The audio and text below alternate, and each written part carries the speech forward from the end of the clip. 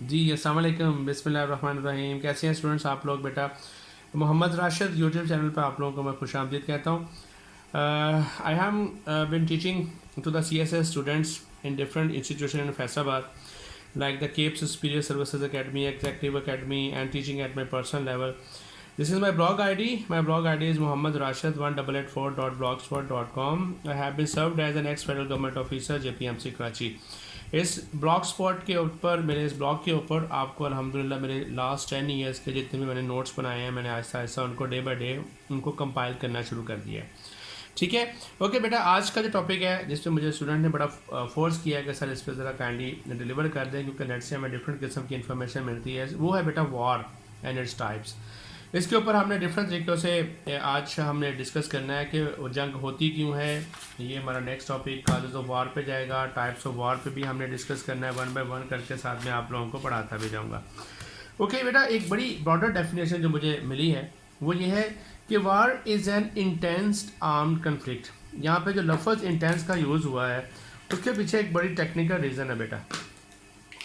देखिए, एक important quotation है, when diplomacy fails, when diplomacy fails then war started. तो जंग शुरू हो जाती है। अब ये वॉर क्या है, इसका मतलब क्या है कि जब आप लोग डिस्कशन से, टॉक से और different sources of peaceful communication से जब आप दो कंट्री या दो से ज़्यादा कंट्री मामलात को रिजॉल्व करने की कोशिश करते हैं, लेकिन वो मामलात रिजॉल्व करते करते फेल हो जाते हैं, तो तब वो मुल्क जो है फोर्स या अग्रेशन को यूज़ करने की कोशिश करता है। So that's why it is called an intense armed conflict between the states, between the governments, societies, paramilitary groups such as the mercenaries, insurgents, and the militants. It is generally characterized by the extreme violence, aggression, destruction, and mortality using regular or irregular military forces. अब यहाँ पे I have been used the multiple time. यहाँ पे word बेटा use हुआ है extreme. Extreme का मतलब क्या है? Then there will be the stress, tension, कि आप के जो मामलात हैं वो रिजॉल्व नहीं हो पा रहे थे, तो इसकी वजह से जो है वो सिचुएशन जो है वो टेंस हो गई, और टेंस होने की वजह से जो स्टेट्स हैं, गवर्नमेंट्स हैं, सोसाइटीज़ हैं या पैरामिलिट्री ग्रुप्स हैं वो आपस में कन्फ्लिक्ट में चले गए। सो यूज़ ऑफ फोर्स, जंग का इस्तेमाल होगा, ताकत का यूज़ होगा और वेपन्स का यूज़ होएगा, ठीक है, एंड ऑल अदर टैक्टिक्स जो आगे जाके हम यूज़ करेंगे that leads towards the war. तो ये तो होगी वॉर। अब जंगें होती क्यों बेटा? There are the 6 points which have been discussed over one. नंबर 1 इज़ आइडियोलॉजी। जैसे अभी तक दुनिया में जितनी भी जंगें हुई हैं, कहते man by nature is warrior. इंसान पैदा ही कहते टू सम एक्सटेंट कि ही इज़ अ वॉरियर। बहरहाल ये एक बड़ा ही पैसिमिस्ट पर्सपेक्टिव है, लेकिन अगर देखा जाए तो दुनिया में आज तक यही हो रहा है। This perspective is also known as realism, जो कि एक इंटरनेशनल रिलेशंस की बड़ी एक प्रोमिनेंट थ्योरी है। रियलिज्म के पॉइंट ऑफ व्यू से दुनिया में जितनी भी जंगें हुई हैं आज तक, वो ये समझते हैं कि इंसान की अपनी नेचर की वजह से हुई है। अब इंसान जो है बाय नेचर डिफरेंट रिलीजन से, डिफरेंट कल्चर से बिलोंग कर रहा होता है। अब आइडियोलॉजी से क्या मुराद है? जैसे दुनिया में डिफरेंट किस्म की आइडियोलॉजीज़ और डिफरेंट किस्म के रिलीजन्स प्रिवेल करते हैं, जैसे इस्लाम है, क्रिश्चियनिटी है, ज्यूज़ हैं, हिंदुज़म है, बुद्धिज़्म है। अब अगर आप देखें दुनिया में आज तक जितनी भी लड़ाइयाँ हो रही हैं वो कहीं ना कहीं वहाँ पर रिलीजन इन्वॉल्व रहा है। फिर इसी तरह आप आइडियोलॉजी पे चले जाएँ, जैसे कम्युनिज़म है, जैसे कैपिटलिज़म है, जैसे सोशलिज़म है, और इसके अलावा जैसे इंडिया और पाकिस्तान के दरमियान 2 नेशन थ्योरी की एक आइडियोलॉजी प्रमोट हुई, जिसकी बेस के ऊपर ये दोनों मुल्क आज़ाद होने के बाद भी ये दोनों मुल्क जंगों की तरफ जा रहे हैं। जैसे 1965 की जंग, 1948, 1971 की जंग, और बहुत सारी और जंगें भी हो रही हैं जो भी एक आइडियोलॉजी की बेसिस पे हैं। फिर इस तरह नेचुरल रिसोर्सेज पे, जैसे मिडल ईस्ट सारे का सारा इस वक्त ऑयल रिजर्व्स की वजह से जंग में है। वो कहते हैं कि मिडल ईस्ट का जो एसेट है वो ऑयल है, और वही ऑयल उसकी काज है वहाँ के डिस्ट्रक्शन की। सो एक एसेट जो है ऑयल, वो उनके लिए एक लायबिलिटी बन गया, और यही लायबिलिटी उनकी डिस्ट्रक्शन और वॉर की काज बन रहा है। दूसरा बेटा एक लफ्ज़ आता है नेशनलिज्म की वजह। नेशनलिज्म, अगर एक्सट्रीम नेशनलिज्म है तो that leads towards the war. जैसे एक्सट्रीम नेशनलिज्म में आपको याद होगा फाशिज्म, जो कि एक आइडियोलॉजी है, फाशिज्म और हिटलर।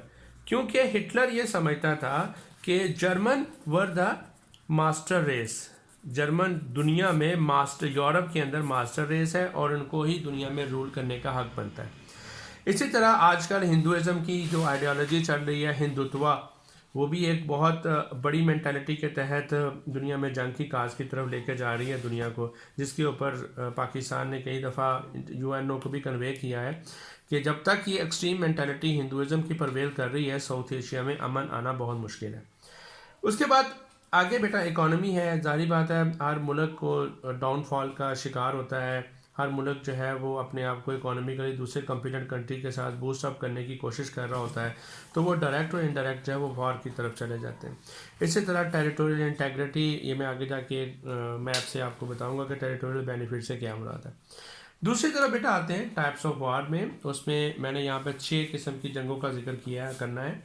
नंबर 1 है प्रॉक्सी वार है, नंबर 2 टोटल वार है, number 3 limited war, number 4 cold war, number 5 civil war, number 6 जो है वो गुरिल्ला वार की तरफ जाएंगे। सबसे पहले बेटा प्रॉक्सी वार की तरफ जाते हैं। प्रॉक्सी वार एक ऐसी वार होती है जिसमें अ थर्ड कंट्री, यानी कि अ थर्ड पार्टी वार भी इसको कहते हैं, यानी कि ऐसी जंग जो आपकी जंग नहीं है, लेकिन या आप उसमें डायरेक्टली या इनडायरेक्टली इन्वॉल्व हो जाते हैं और उस जंग का हिस्सा बन जाते हैं। उसकी छोटी सी मिसाल मैं एक देता हूँ।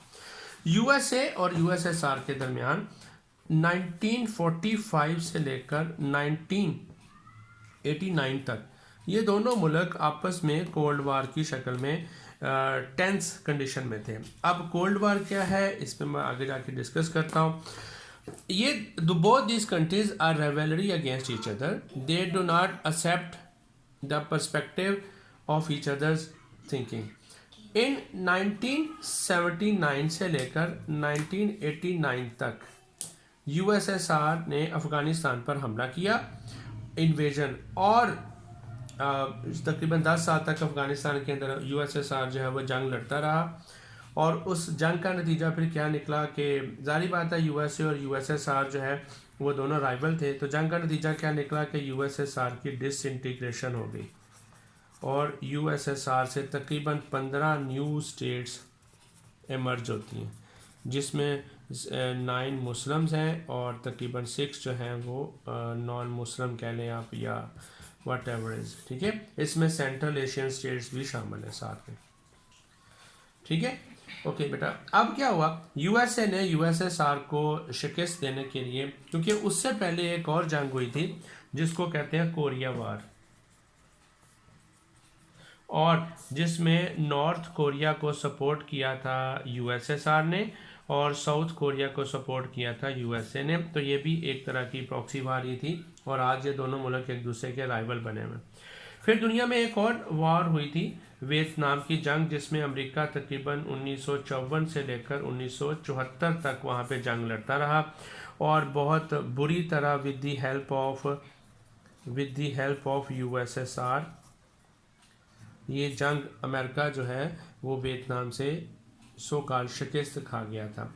अब अमेरिका के अंदर पूरी दुनिया पर एक ये भी उसका इमेज डाउनफॉल हो चुका था कि एक छोटे से मुल्क से अमेरिका जो है वो जंग हार गया है। तो अमेरिका को अपनी उस इमेज को ठीक करने के लिए और यूएसएसआर से बदला लेने के लिए ये मौका मिला था 1979 का वो अटैक जो रशिया ने अफगानिस्तान पर किया था। अब अमेरिका ने इसी चीज़ का फ़ायदा उठाने के लिए अमेरिका ने क्या किया, इट हैज़ बीन स्टार्टेड कि उसने पाकिस्तान को मिलिट्री, फाइनेंशियली,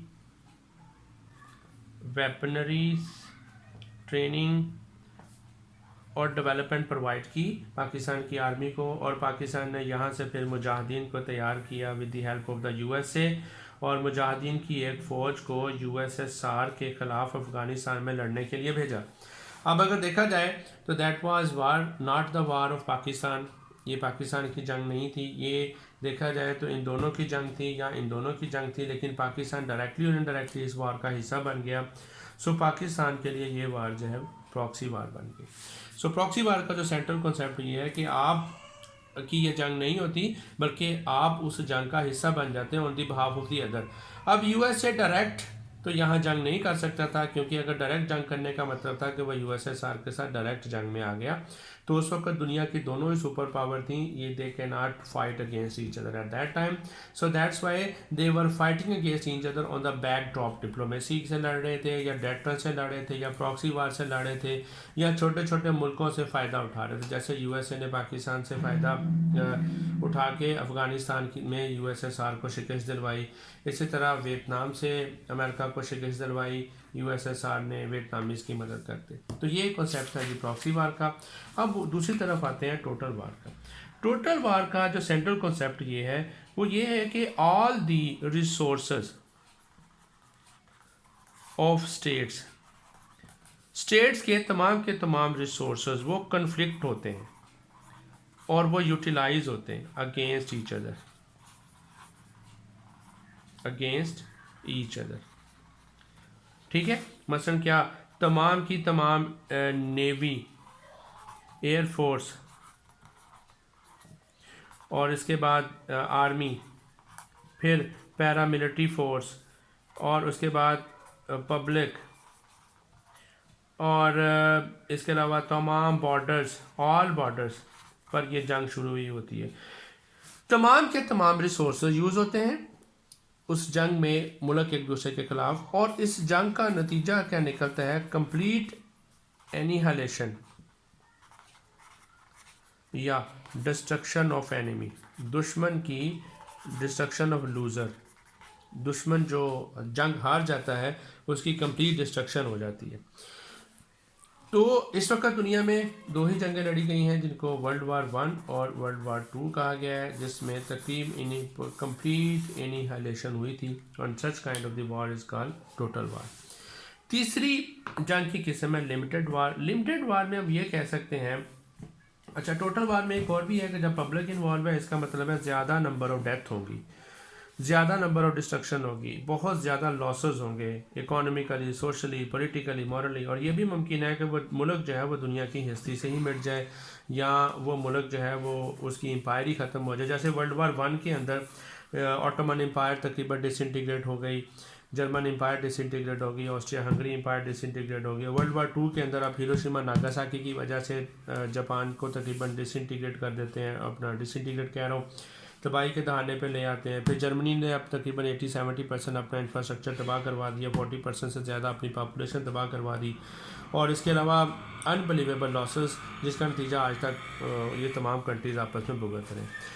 लिमिटेड वार में और टोटल वार में सिर्फ यही हम डिफरेंस कह सकते हैं कि लिमिटेड वार के अंदर ऑल रिसोर्सेज तो यूज़ नहीं होते, बल्कि ये जो जंग होती है वो लिमिटेड लेवल तक रहती है। जैसे मैं छोटी सी मिसाल देता हूँ, 1965 की जंग थी पाकिस्तान और इंडिया के दरमियान, ठीक है, ये बॉर्डर लेवल तक की जंग थी, लेकिन नो डाउट कि इसमें सिविलियन इन्वॉल्व होते हैं, सिविलियन इन्वॉल्व थे, लेकिन ये बॉर्डर जो है, ये वॉर जो है वो पूरे मुल्क के अंदर स्प्रेड नहीं हुई, not spread all over the land. ठीक है, जिस तरह वर्ल्ड वार 1 और वर्ल्ड वार 2 टोटल वार के अंदर पूरे के पूरे मुल्क के अंदर वो जंग स्प्रेड हो गई, जबकि इसके अंदर पूरे मुल्क तक स्प्रेड नहीं बल्कि बॉर्डर तक रह गई, आगे पूरे मुल्क तक स्प्रेड नहीं हुई। इसमें कंप्लीट इनहालेशन नहीं होती, किसी भी मुल्क की कंप्लीट तबाही नहीं होती। अगर कोई सरेंडर कर देता है तो माइट भी पॉसिबल दैट कि जो जीतने वाला कंट्री है वो उसके ऊपर कैप्चर कर ले और हारने वाला कंट्री सरेंडर करके साइड पे हो जाए, और मामला को किसी न किसी ट्रीटी के साथ, कोई एग्रीमेंट के साथ और किसी भी टर्म्स एंड कंडीशन के साथ उसको जंग को रोक दिया जाता है। और ये भी मुमकिन है कि ये लिमिटेड वार अगर छोटे मुल्कों के दरमियान है तो कोई ना कोई यूनाइटेड नेशन ऑर्गेनाइजेशन या कोई ना कोई सुपर पावर इन दोनों मुल्कों के दरमियान आपस में सुलह करवा दें या जंग बंदी करवा के इस जंग को बंद करवा देते हैं। इसमें ज़्यादा डिस्ट्रक्शन नहीं होती, इसमें ह्यूज डिस्ट्रक्शन होती है, इसमें बहुत बड़े पैमाने पर तबाही नहीं होती, इसमें बड़े पैमाने पर तबाही होती है। इसमें लूज़र कंट्री कंप्लीट डिस्ट्रॉय नहीं होता है, इसमें लूज़र कंट्री कंप्लीट डिस्ट्रॉय हो जाता है। इसमें ज़्यादा फाइनेंशियल लॉसेस नहीं होते हैं, इसमें फाइनेंशियल लॉसेस बहुत ज़्यादा होते हैं, अनबेरेबल लॉसेस होते हैं। चौथी बेटा वार है कोल्ड वार। बड़ा ही ज़बरदस्त इसका कॉन्सेप्ट है कोल्ड वार का। अगर हम इसको हाईलाइट करें, कोल्ड वार बेसिकली है ना एक स्ट्रगल का नाम है। It's a struggle between USSR and USA. अब ये स्ट्रगल किस किस्म की? ये स्ट्रगल है आइडियोलॉजी की, ये स्ट्रगल है साइंस एंड टेक्नोलॉजी में एक दूसरे को आगे ले जाने की, ये स्ट्रगल है इकोनॉमिक डोमिनेंस की, और ये स्ट्रगल है पॉलिटिकल, ये स्ट्रगल है डिप्लोमेटिक, और ये स्ट्रगल है all level of conflicts like propaganda etcetera. ये तमाम चीज़ें जिसमें अमेरिका और यूएसएसआर तकरीबन 1945 से लेकर 1989 तक both these countries were conflicting against each other in order to dominance of the world। दुनिया पे डोमिनेंस हासिल करने के लिए एक दूसरे के खिलाफ हमेशा स्ट्रगल में रहे, जद्दोजहद में रहे। दे इन दोनों की forces, no direct military conflict नहीं हुआ, नो डायरेक्ट मिलिट्री कन्फ्लिक्ट नहीं हुआ, military conflict between these two super powers, दोनों के दरमियान मिलिट्री कन्फ्लिक्ट नहीं हुआ, लेकिन ये दोनों एक दूसरे को डाउनफॉल करने में इन्होंने हर तरह की कोशिश की। ये आइडियोलॉजी की जंग थी, यानी कि यूएसएसआर की आइडियोलॉजी थी कम्युनिज्म, वो दुनिया में कम्युनिज्म आइडियोलॉजी में डोमिनेट होना चाह रहा था। यूएसएसआर की आइडियोलॉजी थी कैपिटलिज्म, ये इसको बेस पे आगे लेके जाना चाह रहा था। और साइंस एंड टेक्नोलॉजी में ये दोनों मुल्क एक दूसरे से सबको ले जाने की कोशिश कर रहे थे। ये मैं छोटी सी एक मिसाल दे देता हूँ। 1945 में जब यूएसए जो है वो उसने अपने आप को as a nuclear power show किया, तो अब अमेरिका यूएसएसआर के लिए एक बड़ी प्रॉब्लमेटिक बात थी कि वो पावर में इनको कैसे आगे लेके जाए। तो उन्होंने क्या किया, they have been tried that कि 1949 के अंदर USSR also become nuclear power. फिर इसी तरह स्पेस टेक्नोलॉजी में दोनों ने एक दूसरे से आगे ले जाने की कोशिश की। फिर इसी तरह मून मिशन यानी कि सेटेलाइट का मिशन जो अपोलो 1 और अपोलो 2, और इसी तरह एक दो और भी इशू थे, मिशन थे जो कि दोनों मुल्कों ने साइंस और टेक्नोलॉजी में एक दूसरे सबके ले जाने के लिए कोशिश की।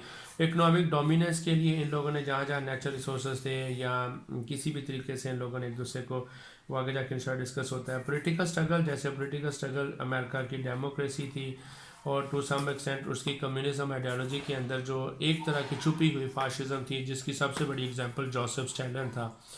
नो डाउट कि अमेरिका बना, यूएसएसआर बना था कम्युनिज्म आइडियोलॉजी के ऊपर, लेकिन Joseph Stalin has proved himself the strongest fascist in the world, क्योंकि because of the Joseph Stalin और उसकी पॉलिसी की वजह से यूएसएसआर में तकरीबन 25 मिलियन डेथ्स होती हैं। तो आप अंदाज़ा लगा सकते हैं कि अगर वो कम्युनिज्म आइडियोलॉजी की बेस के ऊपर आगे बढ़ रहा था तो उसको इतनी ज़्यादा डेथ करने की ज़रूरत क्या थी, क्योंकि कम्युनिज्म आइडियोलॉजी का मतलब था common distribution of the wealth and power and authority and etcetera. Diplomatic struggle थी, दोनों मुल्क हर महाज के ऊपर, इंटरनेशनल महाज के ऊपर एक दूसरे से सबको ले जाने की कोशिश करते थे। इसके अलावा तमाम तरह के प्रोपेगेंडे, जैसे हॉलीवुड की मूवीज़ हमेशा रशिया के खिलाफ बनती थी, रशिया की मूवीज़ हमेशा हॉलीवुड के इस्तेमाल में होती थी। फिर इसी तरह जिन जिन इलाकों के ऊपर अमेरिका की डोमिनेंस थी, उन इलाकों के अंदर एंटी रशियन और प्रो अमेरिकन प्रोपेगेंडास किए जा रहे थे, होते थे। तो this is all about the cold war. उसके बाद moving towards the civil war. Civil war within a country, within a state, एक मुल्क के अंदर एनार्की, लॉलेसनेस और to challenge the writ of the government, to challenge the writ of the government. ये condition जहाँ पर होगी उस कंडीशन का नाम सिविल वार है। ओके, जहाँ पे अनार्की होगी, गवर्नमेंट की जो रिट हुआ है वो ना होने के बराबर होगी, लॉलेसनेस की कंडीशन होगी, different groups fight against each other, वो एक दूसरे से लड़ रहे होंगे, और ये भी मुमकिन है कि वो फाइट अगेंस्ट द गवर्नमेंट भी लड़ रहे होंगे, वो गवर्नमेंट से लड़ रहे होंगे, गवर्नमेंट से नाराज़ होंगे। या ये जैसे अफ़गानिस्तान के अंदर भी करंटली सिविल वार चल रही है कि वहाँ की जो गवर्नमेंट है वो गवर्नमेंट प्रो अमेरिकन है या सो कॉल्ड गवर्नमेंट जो है वो डेमोक्रेटिक गवर्नमेंट है, और वहाँ के जो वार लॉर्ड्स हैं या और भी जितने भी वॉरियर्स लोग हैं वो इनको डिमोलिश करने के लिए या इनको ख़त्म करने के लिए, उनकी हुकूमत को गिराने के लिए वहाँ पे गवर्नमेंट के साथ गवर्नमेंट की रिट को चैलेंज किए बैठे हैं और गवर्नमेंट के साथ हमेशा कन्फ्लिक्ट में रहते हैं। फिर इसी तरह जैसे इंडिया के अंदर देख लें, अभी खालिस्तान की जो कंडीशन चल रही है इंडिया के अंदर, जो सिखों की जो इस वक्त तहरीक है वो इस वक्त इंडिया से totally out of the control हो जा रही है, जिसकी वजह से वहाँ पे लॉलेसनेस और अनार्की और writ of the government totally ना होने के बराबर है। फिर इंडिया की एक और मिसाल जैसे कश्मीर में आप देख लें, ये तमाम चीज़ें। फिर सीरिया भी एक सिविल वार की कंडीशन में रह चुका है, और एक दफ़ा अफ़गानिस्तान के अंदर भी, उसमें बांग्लादेश के अंदर भी सिविल वार थी जब 1971 की सिविल वार थी। वो तमाम चीज़ें इसके अंदर शामिल होती हैं। ठीक है बेटा। नेक्स्ट है जी गुरिल्ला वार। गुरिल्ला वार बेसिकली है ना ऐसी वार है जिसमें कैमोफ्लेज होके सोल्जर्स कह लें या वॉरियर्स कह लें या डिफरेंट किस्म के जंगजू कह लें, वो इकट्ठे होके अपने आप को छुपा के हुकूमत के ऊपर, हुकूमत के ख़िलाफ़, या आप ये कह लें कि एनिमी के ख़िलाफ़ अगेंस्ट द एनिमी, वो छुप के हमले करते हैं। जैसे तालिबान अभी अफ़गानिस्तान के अंदर कर रहे हैं, तो वो भी एक किस्म की गुरिल्ला टैक्टिक्स यूज़ कर रहे हैं, जिसमें वो छुप के जहाँ जहाँ उनको मौका मिलता है अपने आप को तब मनवाने का और दुश्मन को नीचा दिखाने का, वो गुरिल्ला टैक्टिक यूज़ कर रहे होते हैं। ठीक है। तो गुरिल्ला वार क्या ऐसी वार होती है जिसमें कैमोफ्लेज होके कोई भी मिलिट्री ग्रुप है, मलेशिया कह लें, कोई भी टेररिस्ट ग्रुप कह लें, या उस किसी मुल्क की आर्मी भी छुप के हमला करती है अपने दुश्मन के ऊपर। जैसे मैं छोटी सी एक मिसाल देता हूँ, यूएसएसआर ने और अगेंस्ट हिटलर, जब हिटलर ने मॉस्को को तकरीबन यूएसएसआर के अंदर घुस गया, और घुसने के बाद फिर उसने क्या किया कि यूएसएसआर के जो सोल्जर्स थे, इन बेचारों के पास रिसोर्स की कमी की होने के बावजूद they have been fought a guerrilla war tactics very strongly and they were unable to, मतलब इन्होंने हिटलर को वहाँ से ख़त्म करने में बड़ा अहम रोल प्ले किया था। इसके अलावा और भी बहुत सारे गुरिल्ला वार के टैक्टिक्स हो सकते हैं, जिसमें आपने छुप के कैमोफ्लेज होके वॉरियर हो सकते हैं, मलेशिया हो सकते हैं, सोल्जर्स हो के अगेंस्ट एनिमी आप जंग करते हैं। सो ये बेटा टाइप्स ही गुरिल्ला वार की। आई होप आप तमाम के तमाम कॉन्सेप्ट्स आपको क्लियर हो गए होंगे।